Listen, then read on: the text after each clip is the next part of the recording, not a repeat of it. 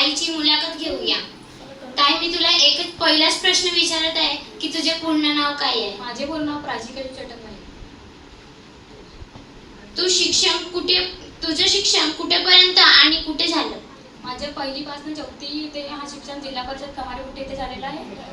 त्यामध्ये मी 5वी पासून 12वी पर्यंत हा कस्तुरबा गांधी विद्यालय इथे शिक्षण घेतलेलं आहे आणि माझ्या BA फर्स्ट इयर पासून फायनल हा जेपर्यंत सुरू आहे. तू आट्यापाट्या खेळात कशी काय वळली? मला खेळाची खूप आवड असायची. मी माझ्या मामाला म्हटलं की मला पण एक गेम खेळायचा आहे, तर मामाने मला या गेमकडे बदल दिले. तुला या खेळात कोणाचे मार्गदर्शन लाभले?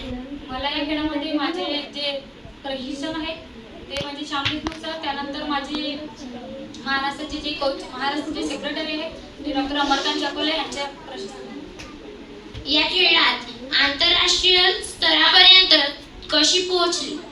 मी माझे प्रयत्न करायचे असायची की मला पण या पदापर्यंत जायचं आहे. त्यामध्ये माझं तिथे सिलेक्शन झालं. त्यामध्ये ते आपले जे इंडियाचे सेक्रेटरी आहेत डॉक्टर दीपक कमिशनर यांनी माझी निवड केली त्याच्यामध्ये. ग्रामीण भागातून थेट दुसऱ्या देशात खेळायला जातानाचा प्रवास करताना तुझे काय अनुभव आहेत?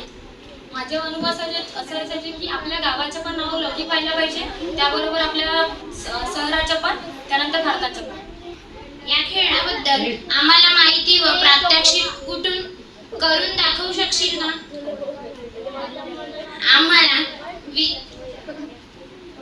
आम्हा विद्यार्थ्यांना या खेळाबद्दल विशेष माहिती कोणती देणार? हा खेळ म्हणजे आपण सगळे खेळलेले आहोत. जसं आपली जे खो आणि कबड्डी दोन मिक्स राहते, त्यामध्ये हा खेळ तयार केलेला आहे. या खेळासाठी आम्हाला तुझे मार्गदर्शन मिळेल काय? या खेळासाठी कोणकोणते प्रयत्न करावे लागतील?